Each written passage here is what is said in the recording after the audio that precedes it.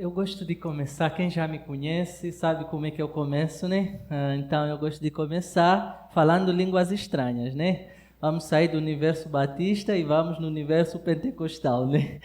De lama, acho que muitos já pegaram, né? De lama, a congelo e a ngala Yesu, monduko e a ngala Yesu. Kalungi? Vocês podem dizer amém ou podem dizer simplesmente cuco. Viu? Então posso repetir? Di lama akongelo yang ngala Yesu, monduko yang ngala Yesu. Kalungi. Viu? Agora vocês estão angolanos, sabe? Eu nem preciso traduzir porque o Espírito Santo já revelou a vocês, né? Mas a tradução é: eu saúdo a igreja de Cristo no nome de Cristo, né?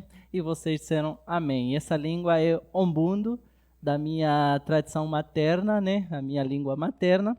E geralmente é assim que eu fui educado dentro da nossa tradição cristã a saudar-se, né? Eu gostaria já agora agradecer ao pastor pelo espaço, não só pela manhã, como por agora. De manhã eu não agradeci, né? Que mal educado. Mas então eu quero agradecer por esse espaço, ao pastor e aos demais aqui que permitiram. E a Deus, acima de tudo, que tem dado essa oportunidade de me colocar como instrumento dele, né? E é a ele que eu gostaria de render agora a minha oração. Deus, no nome de Jesus, obrigado por seu amor, por sua graça, por sua maravilhosa graça que tem nos permitido, dia após dia, adorarmos o teu santo nome. Agora estamos aqui ansiosos para que o Senhor fale conosco mais uma vez. No nome maravilhoso de Jesus, peço e espero. Amém. Eu só queria para ter mais ou menos uma ideia. Quem teve aqui já pela manhã? Só uma ideia. Beleza. Não vou precisar repetir muitas coisas, mas algumas coisas eu vou ter que conectar. Quando o pastor me convidou, ele deixou-me aberto para me fazer ou uma continuação, ou o pastor repetiria, ou o pastor daria uma outra mensagem. E a partir daí eu disse que eu daria a continuação, né? E a continuação dessa mensagem, ela não se encontra, só para resumir. De manhã a gente falou de Abdias. Agora de noite eu queria dar uma continuação, pensando praticamente algumas questões que deixamos na parte de manhã, mas trazendo para agora para um outro livro, e agora pensando o Novo Testamento, sem esquecer a memória do que nós trabalhamos atrás. E vocês vão dar razão por que eu estou falando isso, tá? Então eu queria ler com vocês o livro de Lucas. Não é o filho do pastor Rodrigo, né? Mas é Lucas. Lucas capítulo 10. É um texto que eu sei que já é conhecido por vocês, né? De carteirinha, como bom batista que nós somos, de berço, né? E é sobre a parábola do bom samaritano, né? É engraçado, eu acho que quem é batista de carteirinha já deve ter ouvido trilhões a parábola do bom samaritano. E eu, como um crente também, nós falamos desde o Luando. Luando é a esteira, né? Um bom cristão desde o Luando, a gente também já ouviu falar muito da parábola do bom samaritano. Mas é impressionante que sempre que eu abro esse texto, ele me surpreende. E eu não sei se isso acontece com vocês, mas sempre que eu abro a parábola do bom samaritano, eu sou surpreendido pelo que o Espírito Santo tem a dizer. E essa semana ainda mais especial, porque eu li o Bom Samaritano e eu nunca consegui fazer essa conexão automática com o Antigo ou com os textos do Antigo Testamento, tirando o lugar de tudo que vocês já conhecem, do amor e tal. Mas essa semana, por causa do estudo de Abdias, me deu essa sensação de um vínculo que talvez a gente acaba não entendendo muito bem o que está sendo discutido aqui, porque a gente não entende muito bem o que está acontecendo lá nos profetas, né? Então, já fazendo essa introdução bem longa, aí a gente pode ir a começar no versículo 11, que vai dizer... Perdão, espera aí. Isso. É Lucas, eu já aqui me empolgar, né? Lucas capítulo 10, capítulo 10, versículo 25. Encontramos agora, né? Agora estamos todos. Um mestre da lei se levantou e, querendo encontrar alguma prova contra Jesus, perguntou: Mestre, o que devo fazer para conseguir a vida eterna? Mestre, o que devo fazer para conseguir a vida eterna? Um mestre da lei perguntou a Jesus, dizendo: Mestre, o que eu faço para conseguir a vida eterna? Aí eu queria que lêssemos João, capítulo 17, versículo 3. João 17, 3. E a vida eterna é esta: que eles conheçam a ti, que és o único Deus verdadeiro, e conheçam também Jesus Cristo, que enviaste ao mundo. Por que eu quis... A gente vai dar segmento na parábola, mas por que eu queria começar por esses dois textos? Porque nós temos, de um lado, o mestre da lei. Para conseguir esse título de mestre, significa que ele estudou muito, que ele tinha todo o conhecimento das leis, mas todo, porque naquela época ninguém recebia o título de rabi ou de mestre em vão. Acho que hoje é muito comum alguém receber esse título e às vezes sem nem ter tido o conhecimento adequado, né? É só fazer aí umas aulas de algumas horas, conseguir aí um certificado e é mestre. Mas daqui no caso, é um cara que viveu a vida toda. E os judeus, para ser mestre, ele não se tornava um mestre como nós, que fazemos uma formação de teologia de 3, 4 anos e somos versados na teologia.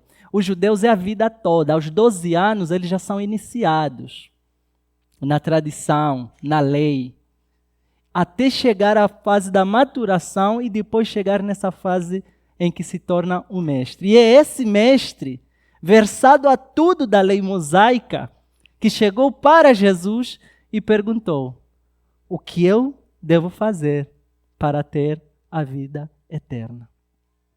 Como se fosse alguém que está começando agora. E talvez é por isso que o texto está dizendo que ele falou isso para provar a Jesus. Então significa o quê? É um teste. Ele está fazendo uma pegadinha do malandro. É o que ele está fazendo. Eu vou pegar esse cara. O que é necessário para pegar esse cara? Jogou a comida, o azou, e querendo pescar alguma coisa. Jesus, muito inteligente também que é, não poderia ser de outra forma, olhou para a intenção desse sujeito e ele lhe fez uma outra pergunta. Isso é uma característica de Jesus que vocês todos sabem. Jesus nunca é apressado a responder. Só aqui já daria N pregações. Jesus nunca é apressado a resolver as coisas. Eu lembro sempre de alguém que me ensinava o seguinte: desconfia das pessoas que dizem terem resposta para tudo, a qualquer momento. Às vezes, é só calar. Sabe, quem é sábio nessa sociedade em que todo mundo fala, é aquele que é calado. Se você quer confundir realmente um sábio, fica calado. Porque ele não vai saber se você sabe ou você não. E Jesus, em alguns momentos ele se calava, e em outros momentos ele fazia pergunta, porque ele entendia que mais importante do que a resposta é a pergunta que leva a pessoa à reflexão e por si só chegar a um veredito da situação. Então Jesus queria criar pessoas que fossem de certa forma autônomas. Queria criar autonomia nas pessoas que o seguissem. Entendem o que é isso? Isso inverte completamente a nossa noção hoje de pastorado. Muitas das vezes, o líder, o pastor, o que nós temos muitas das vezes é criar autonomia, é criar independência nos fiéis.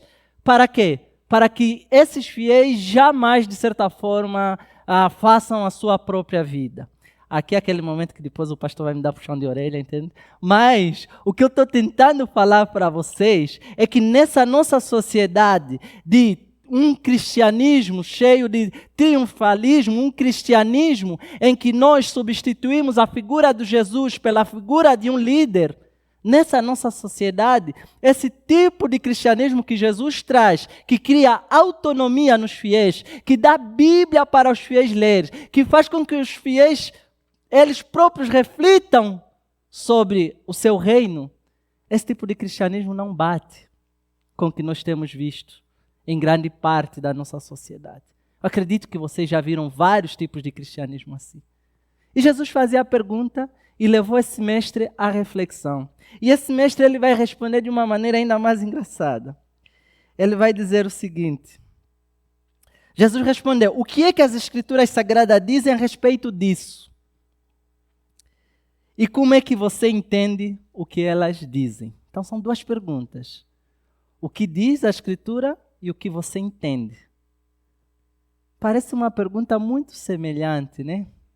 O que diz a Escritura e o que você entende. Uma coisa é a Escritura dizer, outra coisa é o que entendemos dela. Senão a gente não estaria aqui num domingo. É porque a gente procura esse entendimento das Escrituras do que elas dizem. E às vezes esse entendimento sai melhor dentro de uma comunidade. Porque ser igreja é ser esse espírito comunitário. Então, a partir disso, esse mestre da lei responde a Jesus: ame o Senhor seu Deus com todo o coração, com toda a alma, com todas as forças e com toda a mente. E ame o seu próximo como você ama você mesmo. Eu acredito que nesse momento Jesus deu uma risada, né? E depois ele disse: a sua resposta está certa.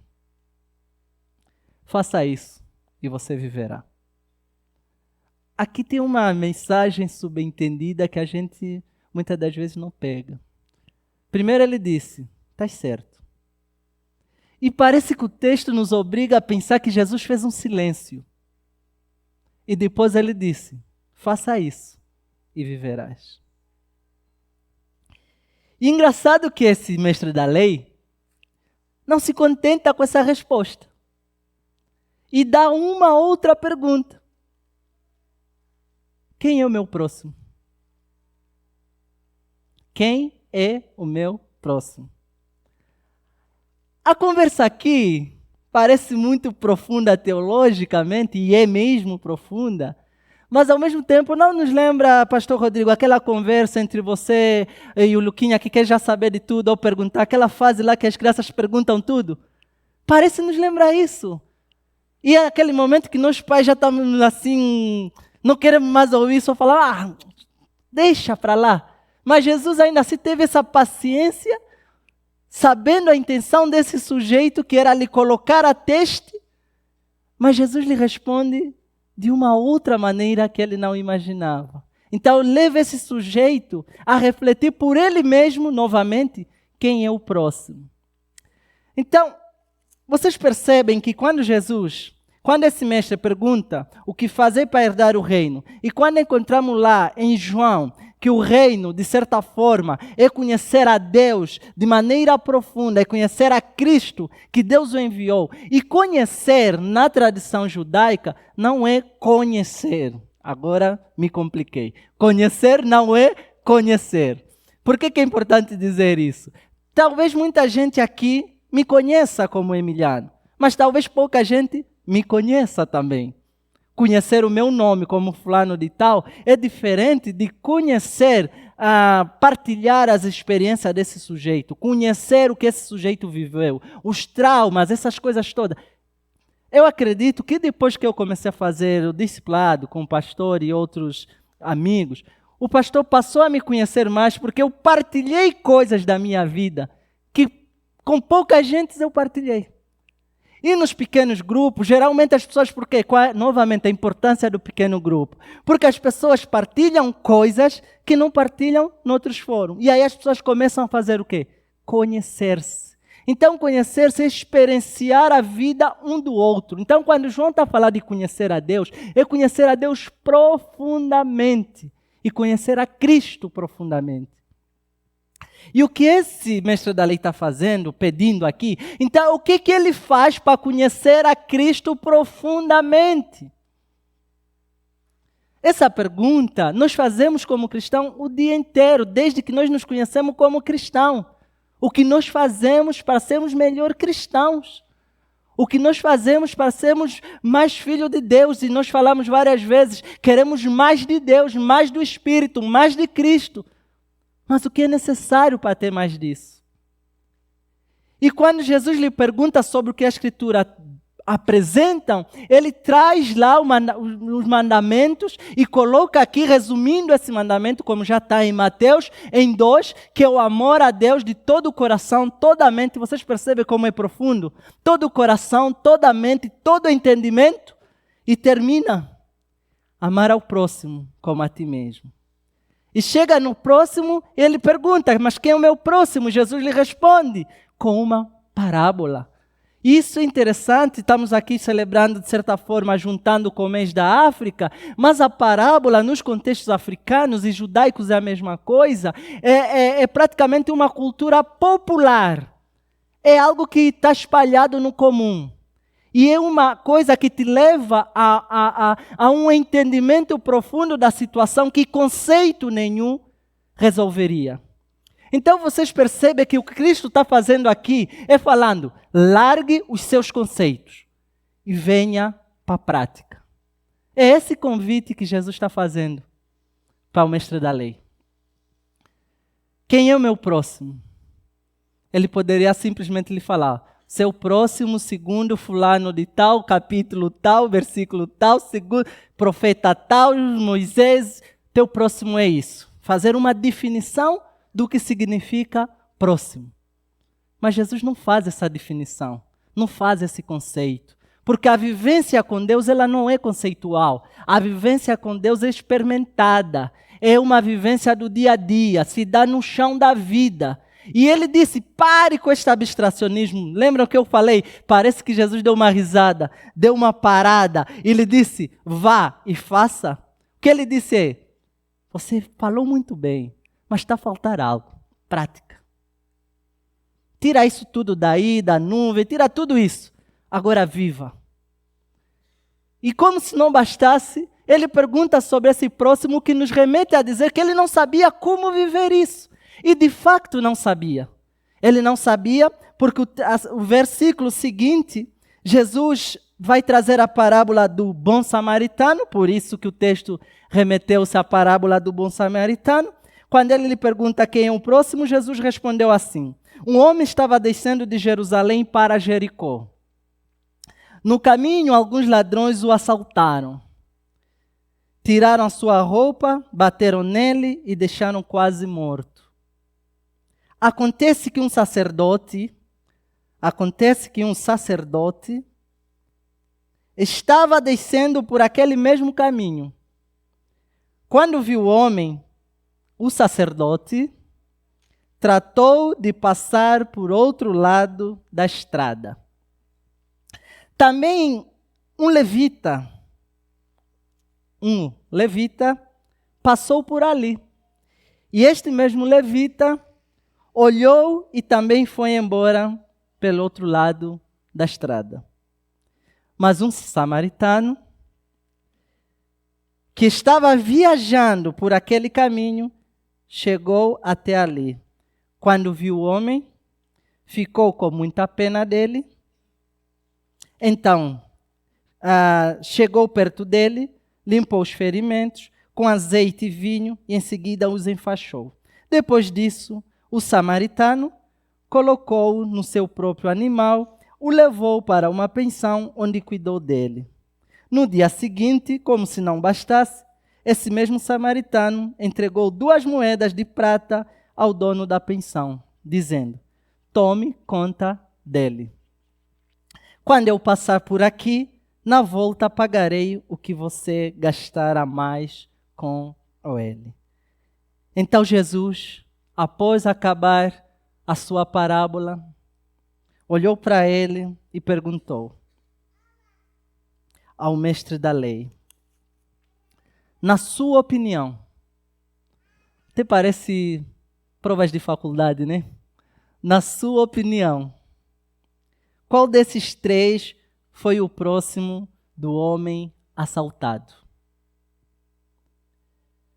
Aquele que o socorreu, respondeu o mestre da lei. E Jesus disse: pois vá e faça a mesma coisa. Vamos tentar desmiuçar aqui mais algumas questões interessantes. Primeiro, nós temos um sacerdote, um levita, um samaritano e um sujeito que provavelmente era um judeu que estava, por que nós sabemos isso? Estava saindo de Jerusalém. Provavelmente estava saindo do templo. Provavelmente estava saindo do culto. Isso aqui me lembrou algo triste, mas me lembrou, não sei se vocês ficaram sabendo, agora me foge o ano, mas de um pastor que veio para cá, para Campinas, e depois teve uma fatalidade e foi morto aqui no Barão Geraldo. Quantos já ouviram essa história? Não ouviram? Acredito que foi 2017 ou 2018. Eu sei disso porque esse pastor chegou na igreja de Barão Geraldo, onde eu frequentava, e como estava a ter ainda o louvor, então o pastor chegou muito cedo, com certeza, o louvor ainda estava afinado, então ele preferiu sair um pouquinho com a esposa e o filho, porque eles estavam conhecendo também Barão Geraldo, Campinas. Infelizmente, se deparou com uma fatalidade, no sentido de que alguém veio, deu tiro no carro e ele acabou por falecer. Ele conseguiu ainda conduzir até a porta da igreja batista em Barão Geraldo, mas veio a falecer. E é por esse meio, porque eu trouxe essa história aqui para vocês. Porque o texto aqui não nos diz de onde esse sujeito estava a sair exatamente, em que situação e em que condição. Mas o texto nos diz que ele estava saindo de Jerusalém. E a ênfase em Jerusalém é proposital. Por quê? Porque em seguida aparece um levita, que é outra figura importante dentro da tradição do culto judaico. E além do levita, sai um sacerdote. Então, A mais A, de certa forma, aqui pode dar C, no sentido de que esse sujeito provavelmente deveria ter saído do mesmo tempo que esse sujeito estava saindo. Mas, seja o sacerdote, seja o levita, não fizeram caso do homem caído. E Jesus, continuando na história, ele traz esse samaritano. E ele diz que o samaritano, primeira coisa que ele fez, olhou. A primeira coisa que o samaritano fez, olhou. Por que é importante aqui o olhar? Porque os outros não olharam. Os outros viraram o olhar para a situação. Mas o samaritano aqui olhou. E trazer aqui o samaritano é importante o que Jesus está aqui fazendo, porque vocês todos sabem que havia uma briga gigantesca entre samaritanos e judeus. A briga era tanta que Judeia e Jerusalém ficavam em lugares opostos, e no meio ficava Samaria. E dizem alguns estudiosos que um judeu preferia passar por outras cidades do que passar em Samaria para chegar em Jerusalém. Vocês entendem o quão era crítico a situação entre samaritanos e judeus? Os samaritanos, e aqui para entendermos os samaritanos, por que eu disse eu tenho que buscar um pouquinho o que nós vimos de manhã? Os samaritanos, ligeiramente, alguns acreditam que os samaritanos eles são decorrentes, sobretudo, de Manassés. Vocês lembram aqui a história do Manassés e Efraim, filhos de José? Isso está lá em Gênesis 48. Manassés e Efraim eram filhos de José com uma mulher do Egito. Esses dois foram abençoados por Jacó. E Jacó, ao dar a bênção, deu a bênção, igualzinho à história de Jacó, né? Deu a bênção ao mais novo e não ao mais velho. Ou seja, deu a bênção a Efraim e não a Manassés. E José, vendo isso, achou que o pai está cego dos olhos, e estava mesmo. E ele disse, não, pai, essa bênção tem que ser por mais velho e essa por mais novo. Talvez porque ele já cresceu com a cultura do pai e o tio, provavelmente. E o pai disse, José, eu sei o que eu estou fazendo. É desse jeito que eu quero distribuir a bênção. E após distribuir a bênção, ele fala algo interessante. Não se preocupe, Manassés também será abençoado e será uma grande tribo, uma grande nação. Mas a bênção é para Efraim. Então, em outras palavras, o que acontece isso? Depois desse episódio, anos e mais anos, vocês sabem que a tribo hebreia, ela vai ser composta por 12 tribos, certo? Nessas 12 tribos, após a morte de Salomão, o que acontece? A tribo faz a ruptura. Você cria 2 tribos, Reino do Sul, aqui é um pouquinho de história, tá? Outra tribo de 10, Reino do Norte. Essa tribo, esse povo, de certa forma, eles reclamavam o alto imposto, porque quando Salomão entra no poder, a primeira coisa que Salomão faz é o quê? Edificação do templo. A segunda coisa, modernização do exército. A terceira coisa, sobretudo no final do mandato dele, impostos, aplicação de impostos. E isso o povo faz com que o povo se revolte, o povo fala com Salomão várias e várias vezes, querem melhores condições. E aí depois Salomão morre e a situação só piora. Entra Roboão no lugar, o filho. E posteriormente Roboão não ouve o que o povo pedia, apenas os conselheiros. Vocês lembram de Amós? Amós, ele aparece e ele diz o quê? Eu sou um profeta agrícola, eu não sou da escola de profeta. Eu sou um agrícola que Deus me pegou e ao me pegar trouxe para falar na corte real que vocês estão maltratando o povo. Então todos os profetas, de certa forma, eles vão profetizar por essa política que foi implementada. E ao fazerem isso, vai surgir Jeroboão. E Jeroboão vai ser o líder principal do reino do norte. Então você vai ter Roboão e Jeroboão, sul e norte. No sul você vai ter Jerusalém como capital política e como capital religiosa. E no norte você vai ter Samaria. Deu para pegar isso? Por que eu trouxe isso? Porque essa mesma tensão entre tribos... Não, só para terminar, falta algo que precisamos entender ainda mais, que é a questão do exílio. Depois aparece em 86, 586, 87, o exílio babilônico no Reino do Sul. O exílio babilônico é para o Reino do Sul. E no Reino do Norte, quem é que vai levar ao exílio o Reino do Norte? A Síria. Então, no final das contas, os dois povos e os profetas vão dizer, esqueceram-se da grande missão do Evangelho que lhes libertou do Egito. Qual era a missão? Sair dessa situação de opressão em que eles se encontravam. Porque lá em Êxodo, Deus diz, eu ouvi o choro do meu povo e por causa disso eu vim lhe libertar. E quando os profetas aparecem na Babilônia, o que eles vão dizer? Vocês se esqueceram de tudo. E vocês se tornaram opressores. Por isso vocês caíram contra o império da Babilônia, contra o império da Síria, porque vocês, inclusive, não conseguiram se dar entre vocês. Houve ruptura entre vocês. E essa ruptura foi transportada até o tempo de Cristo. E era tanta nesse conceito que Jesus pega essa figura dos samaritanos e a partir dessa figura que vai exemplificar a questão do próximo. E algo importante que eu queria falar aqui para vocês, sobretudo, é a estrada. Algumas pessoas às vezes não se dão conta da estrada, do caminho. Jesus fala do samaritano, Jesus fala do profeta, mas Jesus fala que isso tudo se dá onde? No caminho. E aqui parece até que lembra aquela conversa com a mulher samaritana, que chegará a hora que não se adorará onde? Nem em Jerusalém, nem em Samaria, mas espírito e em verdade. Por quê? Porque se dá no caminho.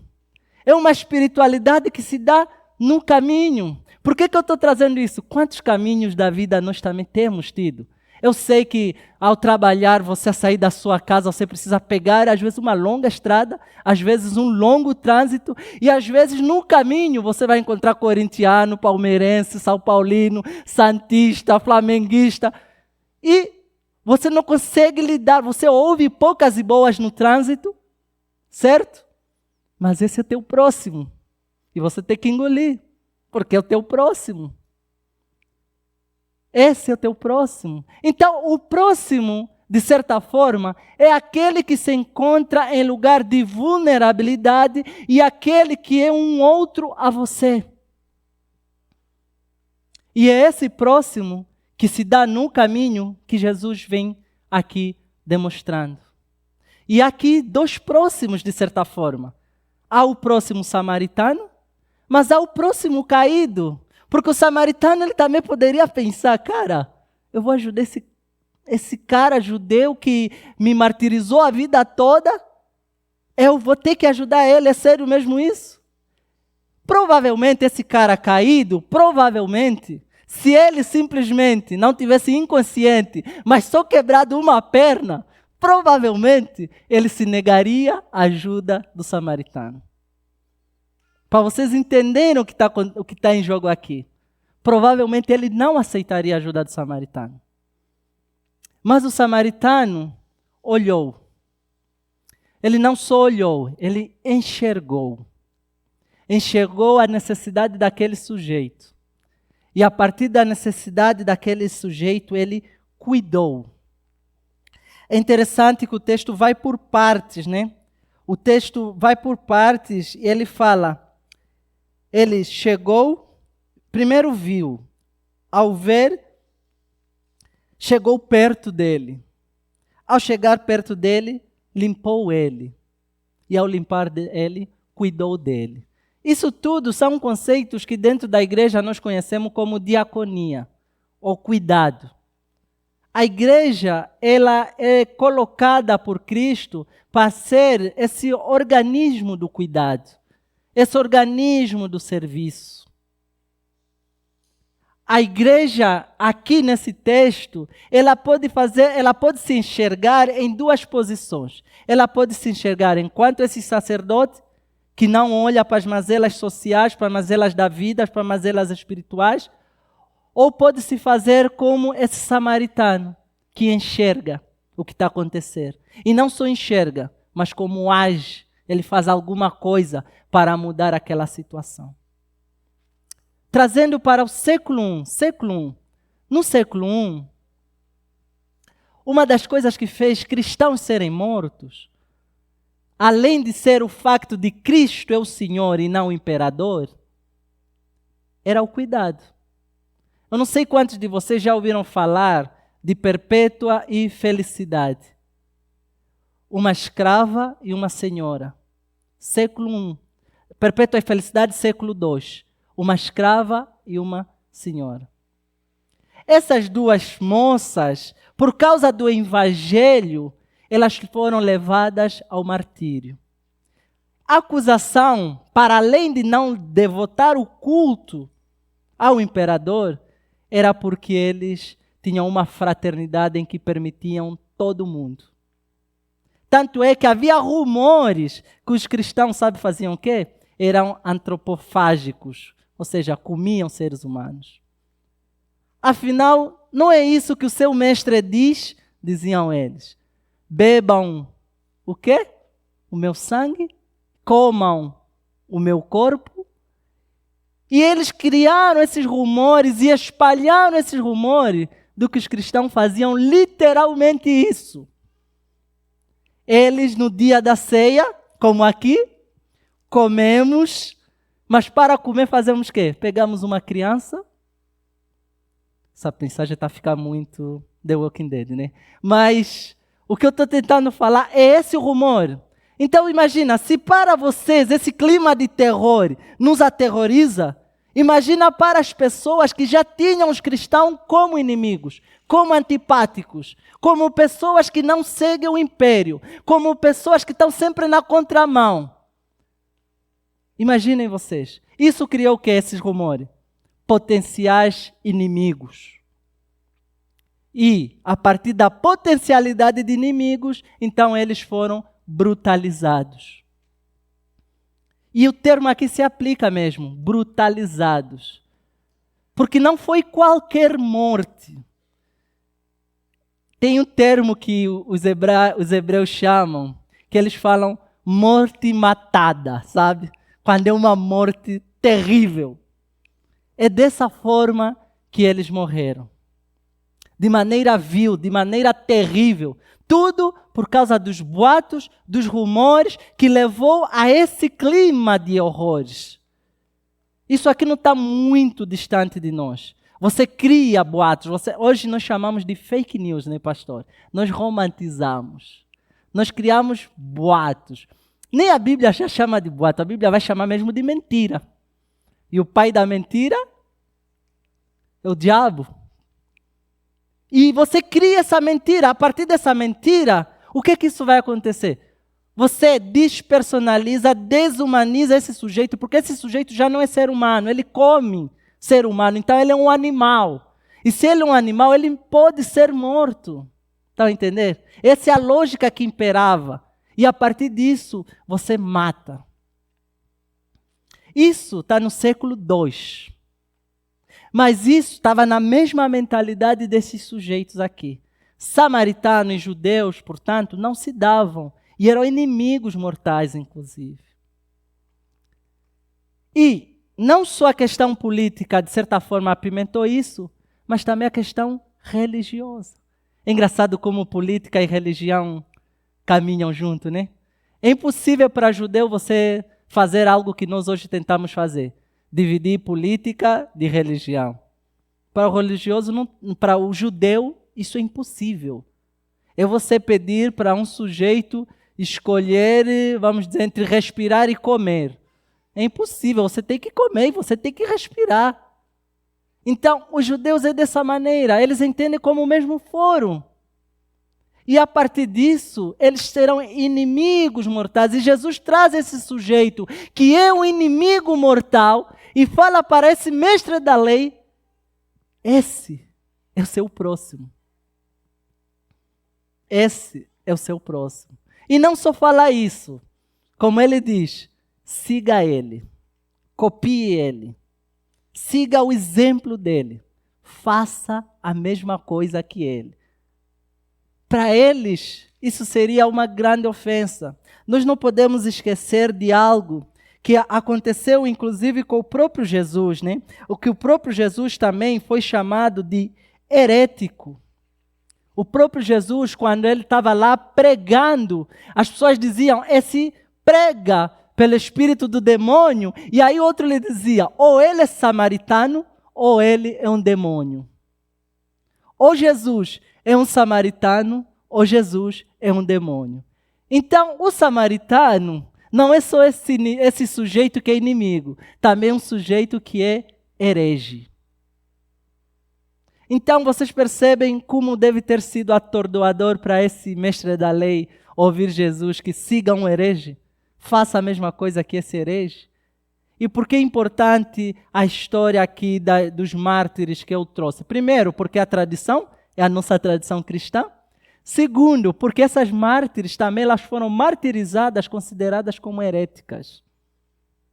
Mas tudo que esses mártires fizeram é viver a fé de uma perspectiva que nenhum sujeito, inclusive da religião, que depois se vincularam a Constantino e por aí vai, nenhum sujeito viveu, nenhum sujeito experimentou. Um relato, no dia do martírio deles, sabe o que eles fizeram? Deram uma ceia. Sentaram à mesa. Sabe mais o que fizeram? Cantaram louvores. Outra coisa, dançaram. Com a presença de todo mundo ver. E vendo que eles literalmente não comem animais. Isso por quê? Porque o evangelho, o cristianismo, se existe uma característica principal do cristianismo, é a diversidade. E a diversidade é uma coisa que, de certa forma, abala todo um sistema. E quando eu falo sistema, eu estou a falar deste mundo que de certa forma promove a cultura da exclusão e da morte. Então, quando eles vêem sujeitos que saíram de lá do Piauí, daqui de São Paulo, do Nordeste, Rio de Janeiro, esses sujeitos comungando, brincando, se conhecendo, compartilhando vida, como se fosse que vivem junto a vida toda, isso é um grande problema para uma sociedade da exclusão e não essa sociedade do abraço. Então, promover a fé cristã enquanto seguidores de Cristo é trazer essa autenticidade da fé novamente. É trazer esse elemento da fé, esse elemento que promove a inclusão em cenários que promovem a exclusão. É trazer esse elemento que promove a comunhão em cenários que promovem a individualidade. É trazer esse elemento que abala toda a cultura que nos é ensinada, que nos perpassa. O Evangelho é isso. Lembram João, 1 João 4, e aqui eu termino.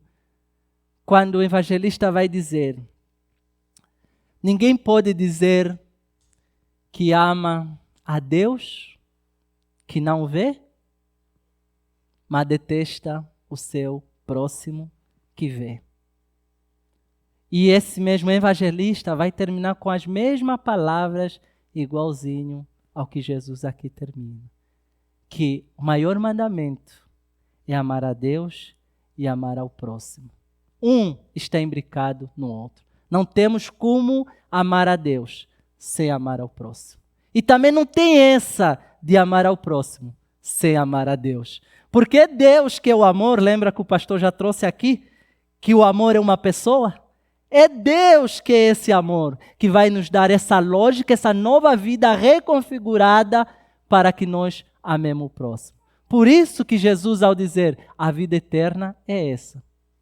Conhecer a Deus profundamente e a Cristo. É o conhecimento profundo do Cristo, de Deus, que nos remeterá nessa comunhão com Ele, com o outro. E aqui é muito semelhante com uma cultura. Eu terminei de manhã falando do Ubuntu, né, pastor?